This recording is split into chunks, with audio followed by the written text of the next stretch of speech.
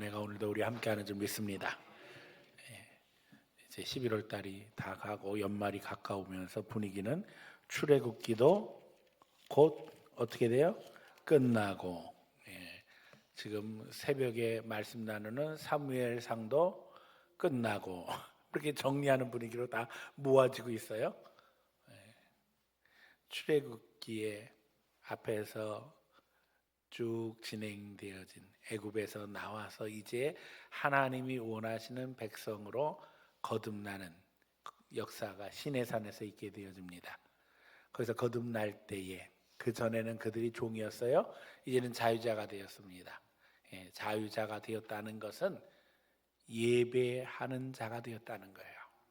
예배의 특권 속에 우리의 자유가 보장되는 거예요.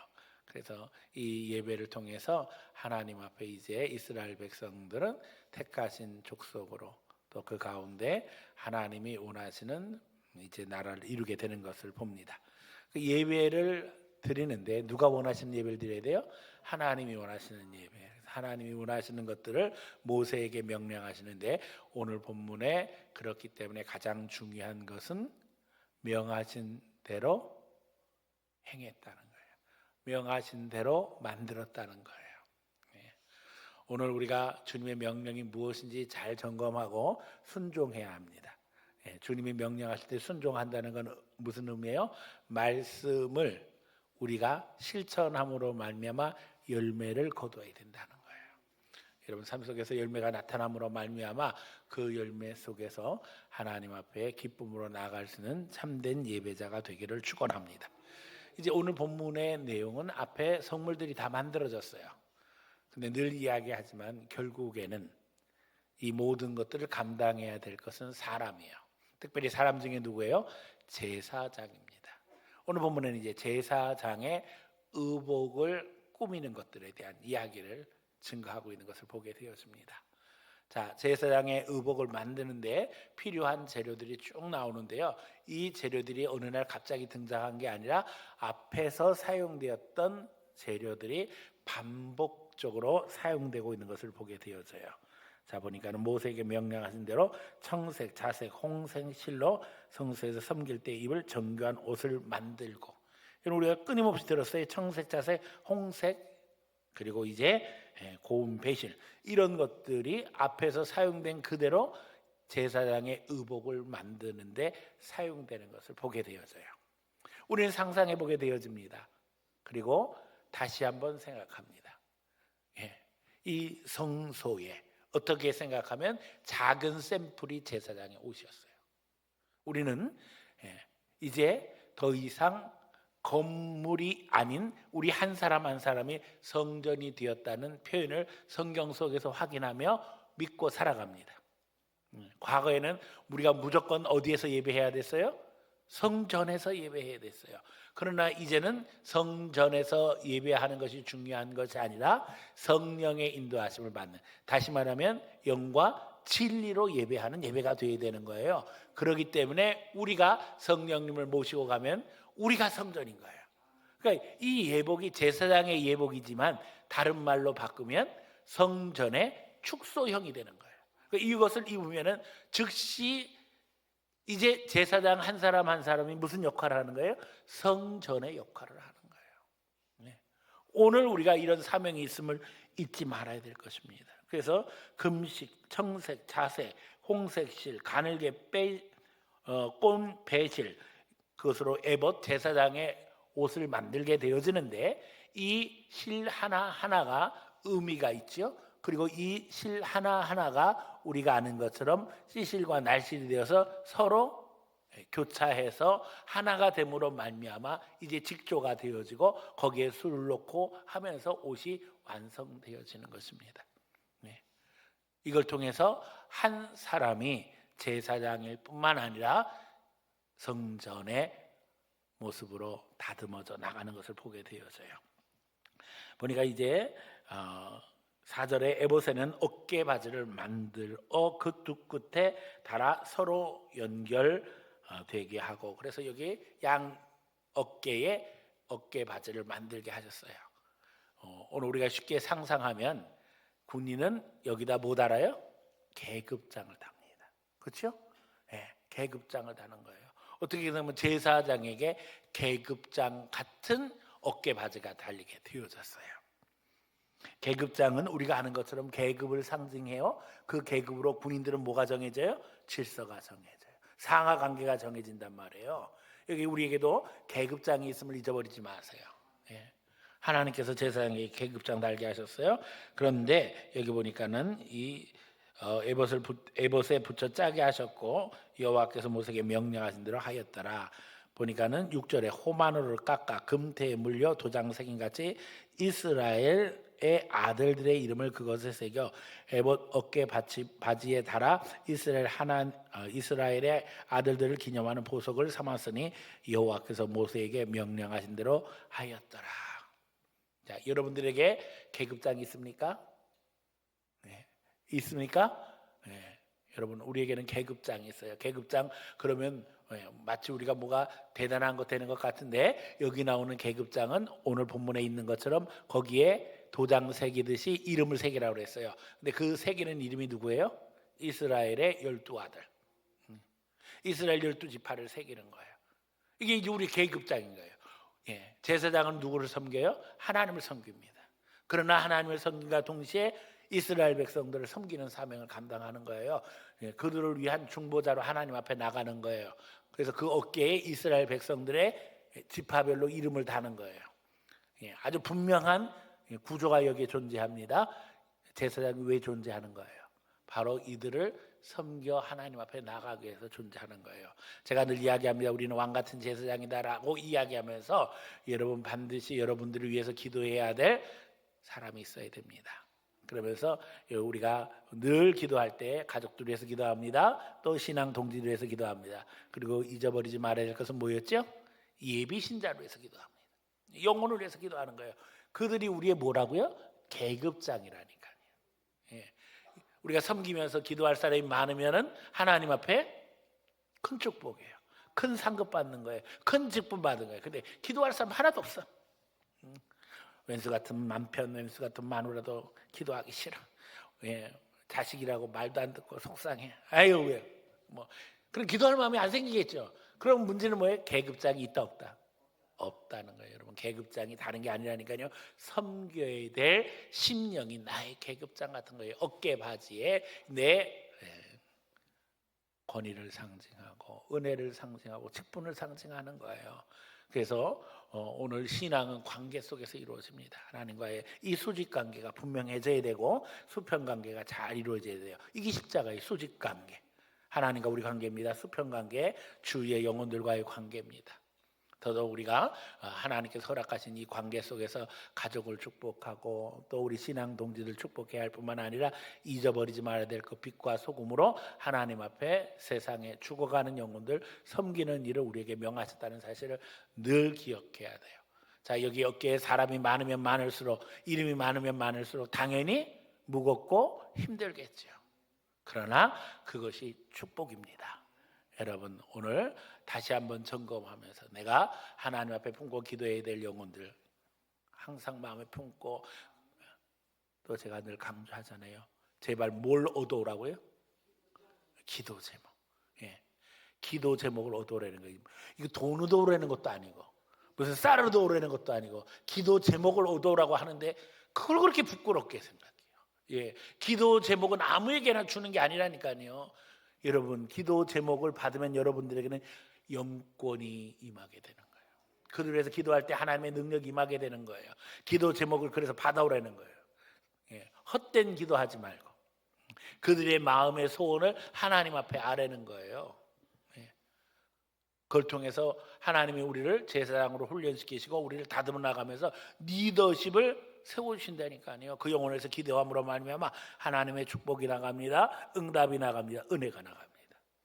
그러니까 구약이나 신약이나 하나님이 원하시는 이 축복의 구조는 너무나도 똑같은 거예요.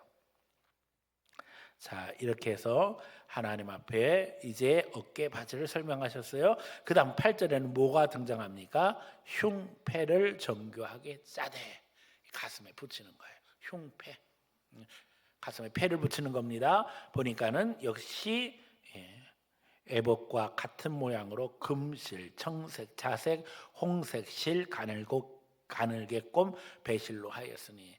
자, 이 실들 색깔 앞에서도 나오고 계속 나옵니다. 반복하면서 우리 복습 한번 하기 원합니다. 예, 이 금실은 뭘 상징하는 거예요? 영광을 상징하는 거예요. 왕권을 상징하는 거예요. 예. 또 여기 흰실, 가늘게꼼, 배실은 뭘 상징해요? 순결 상징하는 겁니다. 자, 자주색실은 뭘 상징하는 거예요? 예? 자주색실, 왕권을 상징하는 겁니다. 예. 붉은색실, 홍색실은 뭘 상징하는 거예요? 보혈 상징하는 거예요. 예. 자, 청색실은 뭘 상징하는 거예요? 하늘. 예. 아주 간단합니다. 결국 이것들을 입고 착용하고 하면서 늘 항상 잊어버리지 말라는 거예요. 우리가 생각해야 돼요. 청색 하늘, 예. 홍색 보혈, 자색 왕권, 또 가늘게꼼 배실 흰색 성결, 예. 금색은 뭐라고요? 왕권. 이 모든 게 다 하나인 거예요. 제사장이 될 때 이 모든 것들이 다 하나 되어져서 나와 함께 하는 거라니까요. 내가 이 옷을 입음으로 말미암아 이 은혜를 누리고 사는 거예요. 자, 그래서 이 흉배에는 한 뼘, 너비 한 뼘, 또 길이 한 뼘 이렇게 네모 반듯하게 여기다 가슴에다 붙이는 거예요. 그런데 여기 더 중요한 것은 그것에 4줄 보석으로 물려서 첫째 줄, 둘째 줄, 셋째 줄, 넷째 줄 해서 몇 개의 보석을 여기다 가슴에다 붙이는 거예요? 12개의 보석입니다. 그런데 이 12개의 보석도 여러분 12지파, 이스라엘 12지파를 상징하는 거예요. 제가 이미 보석에 대해서 오늘 낮예배 시간에도 이야기했어요. 처음에는 돌덩어리예요. 그렇죠? 모든 보석은 처음에 그 보석은 원석으로 만나게 됩니다. 돌덩어리는 거예요. 깨내든 뭐 파오든 주워든 처음엔 다 돌덩어리예요. 그런데 이 보석 원석을 만날 때 그 진가를 알아보는 사람은 그걸 가져다 어떻게 해요? 깎아서 보석을 만드는 거예요. 다듬는 거예요. 처음부터 이 보석이 번쩍번쩍 여러분 보석상 금은방에서 만나는 보석처럼 색깔이 있고 이쁘고 번쩍거리는 게 아니라니까요. 길거리에 그냥 굴러다니는 돌이나 똑같은 거예요. 그거 가져다가 전문가가 보고 이걸 깎으면은 색깔이 나고 빛이 나고 영롱하게 될 것이라는 것을 알기 때문에 그걸 다듬어 가는 거예요. 하나님 앞에 우리는 어떤 존재라고요? 보석 같은 존재예요. 그러나 다듬어지지 않으면 어떤 존재예요? 원석, 돌멩이 같은 존재예요. 제가 여러분에게 질문합니다. 돌멩이처럼 살기 원합니까? 보석처럼 살기를 원합니까?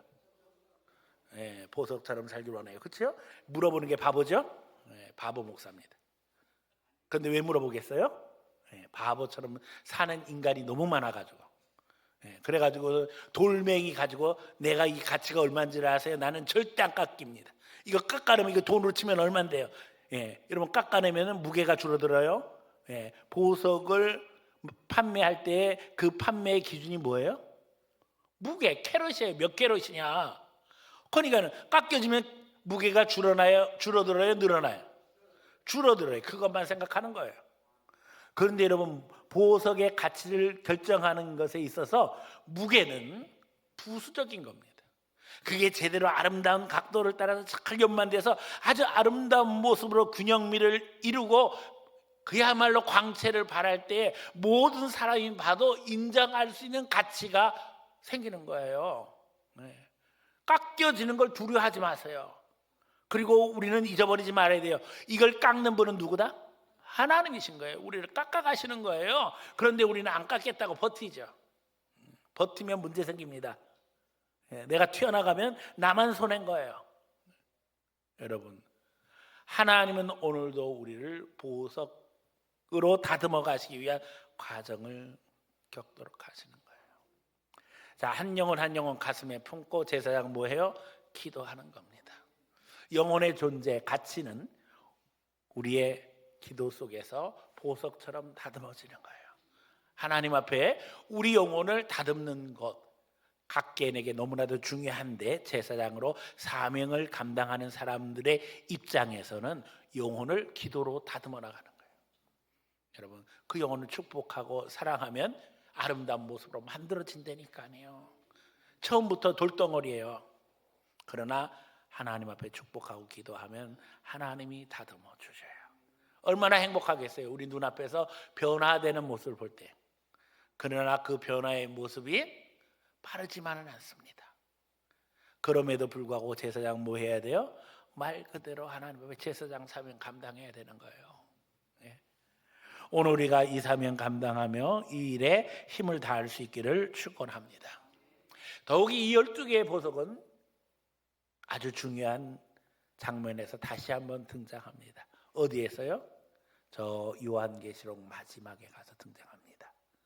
하늘로부터 새 예루살렘이 내려오는데 그 새 예루살렘이 12보석으로 단장되어 있다는 거예요. 그 이야기는 뭐예요? 뭘 상징하는 거예요? 그 새 예루살렘이 상징하는 게 뭐예요? 새 예루살렘은 신랑을 위하여 준비된 신부 같다라고 하셨어요. 신랑은 누구예요? 예수님이에요. 신부는 성도예요.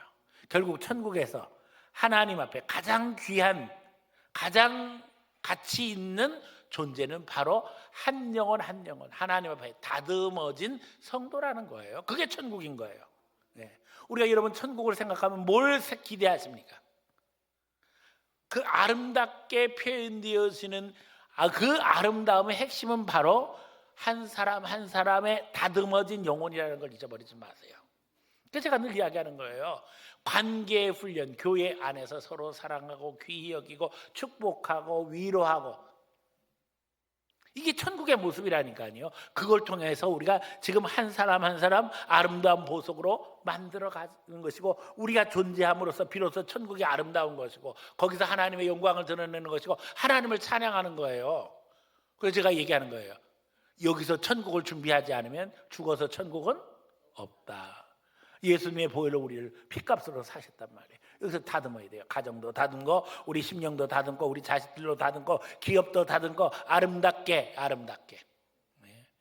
그렇게 됨으로써 천국을 체험하는 겁니다. 천국을 체험하며 누리며 그 가운데 하나님의 은혜를 높이는 성도들 되시기를 축원합니다.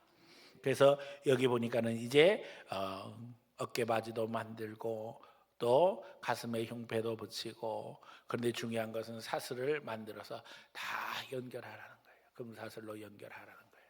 예? 여러분, 우리가 예수님께서 물고기 잡을 때 뭘로 잡으셨어요? 그물. 예, 그물이 영어로 뭐예요? 네트.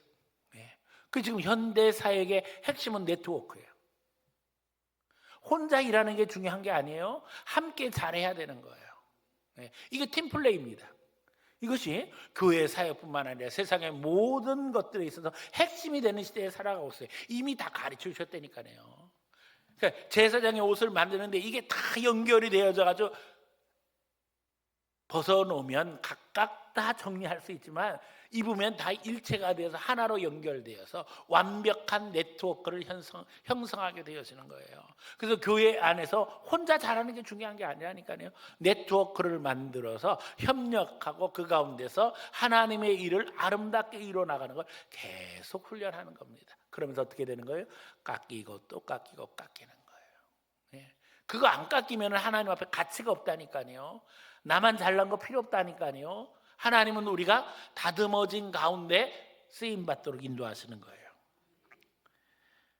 결국 19절입니다. 또 금고리 둘을 만들어 흉패 득끝에 달았으니 곧 에봇을 마주한 안쪽 가장자리에 달았으며, 또 금고리 둘을 만들어 에봇 앞 두 어깨바지 아래 매는 자리 가까운 쪽에 곧 정교하게 짠 에봇 위쪽에 달고, 청색 끈으로 흉배 고리와 에봇 고리에 꿰어 흉배를 정교하게 짠 에봇이 띠에 붙여서 에봇에서 벗어지지 않게 하였으니 여호와께서 모세에게 명령하신 대로였다.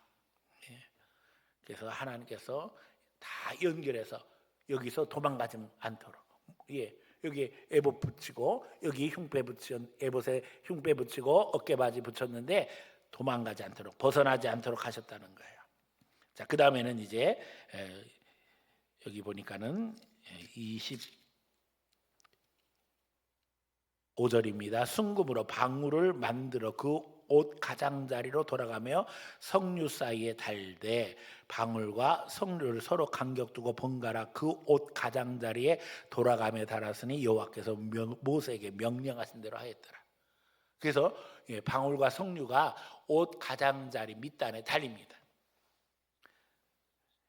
이것은 아름다움을 표현할 뿐만 아니라 움직일 때마다 방울을 달았으니까는 어떤 일이 벌어져요? 소리가 납니다. 결국 주의 일 하면서 조용할 수 없다는 거예요. 그러나 그 소리가 어떤 소리가 돼야 되겠다는 거예요? 아름다운 소리가 돼야 된다는 거예요. 자, 모두 다 방울만 달았으면 소리가 많을 거예요. 그러나 방울, 석류, 방울, 석류. 조화롭게 함으로 들리는 소리도 조화롭게 하도록 하셨다는 거예요. 주의를 하면서 소리 없을 수 없습니다. 그러나 그 소리가 아름다운 소리가 되어야 되겠다는 거예요. 조화로운 소리가 되어야 되겠다는 거예요. 27절입니다. 또 직조한 대로 아론과 그의 아들들에서 속옷을 짓고 세마포 두 건을 짓고 세마포로 빛난간을 만들고 가는 배실로 짜서 세마포 속바지를 만들고 그래서 각각 머리에 쓰는 관도 만들고 속옷도 만들고 이제 하나님 앞에 준비되어 나가게 되어집니다. 그리고 보니까는 관 전면에 30절에 보니까 거룩한 패를 만들어 도장 새긴 같이 그 위에 여호와께 성결이라 새기고 머리에 관을 만들어 씌웁니다. 그런데 그 앞에 정금으로 패를 붙이는데 그 패에 뭐라고 쓴다고요? 여호와께 성결이다. 그래서 쳐다볼 때 제일 먼저 우리가 얼굴 보게 되면 얼굴 위에 제사장의 얼굴 위에 여호와께 성결이라는 것으로 마주 대할 수 있도록 그렇게 만들어 놓으셨어요. 결국 우리는 하나님 앞에 다듬어져야 되며 그 다듬어지는 가운데도 깨끗하고 정결한 하나님의 사람이 되어야 된다는 것입니다. 자, 이렇게 해서 명령하신 대로 다 순종하게 되어집니다.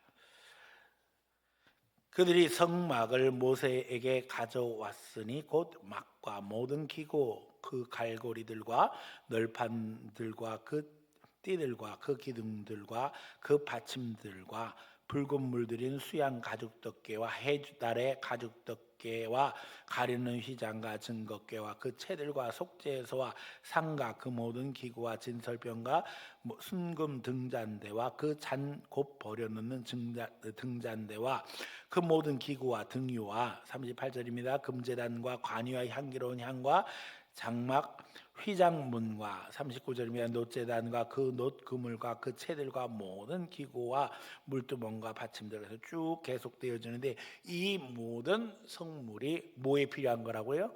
제사, 예배에 필요한 것이고 이 예배의 핵심은 결국 예수 그리스도의 보혈을 예표하는 것이었어요. 이제 우리는 이 모든 것들이 다 성취된 시대에 살아가고 있습니다. 그 너무나도 감사하지요. 왜냐하면 우리가 여기 올 때 짐승을 잡지 않아도 되고, 그렇죠? 네, 짐승 잡아서 여기다 쏟아붓지 않아도 되고, 하나님 앞에 찬양하고 기도함으로 말씀 들음으로 예배하고 있다는 게 너무나도 감격스럽습니다. 여러분, 그러나 두렵고 떨림에 있어서는 구약의 성도들 묻지 않아야 될 줄로 믿습니다. 구약의 성도들은 짐승의 피로 예배해요. 그러나 우리는 누구 피로? 예수 피로 예배하고 있단 말이에요. 묵상할수록 두렵고 떨리고 또 더 큰 은혜가 임하는 줄로 믿습니다. 여호와께서 42절입니다. 모세에게 명령하신 대로 이스라엘 자손이 그 모든 역사를 마침에 모세가 그 마친 모든 역사를 본즉 여호와께서 명령하신 대로 되었으므로 모세가 그들에게 축복하였더라. 자, 원하기는 사실 이제 증축 공사가 이때쯤에는 끝나기를 바랬어요. 그런데 지금 공사 진행표를 보면 한 80% 된 것으로 나와 있습니다. 이제 마지막 20%의 공정을 우리가 지금 위에 증축 공사를 하고 있어요. 가보면 아직까지도 속이 다 드러난 채로 있었어요. 깨끗하지 않습니다. 하지만 이제는 지붕도 막히고 벽도 막히고 이제 점점점 자리를 잡아가며 모습이 드러나고 있어요.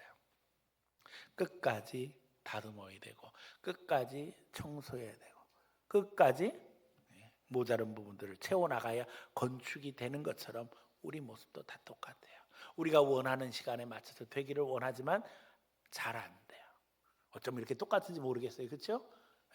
계속 하나님 앞에 우리 자신을 다듬고 또 하나님이 원하시는 것을 찾아가며 섬기는 것이 신앙생활입니다. 이것이 예배의 생활입니다. 우리가 이 길을 가고 있는 거예요. 중요한 것은 하나님이 명하신 그대로 하나하나 만들어 가는 것입니다.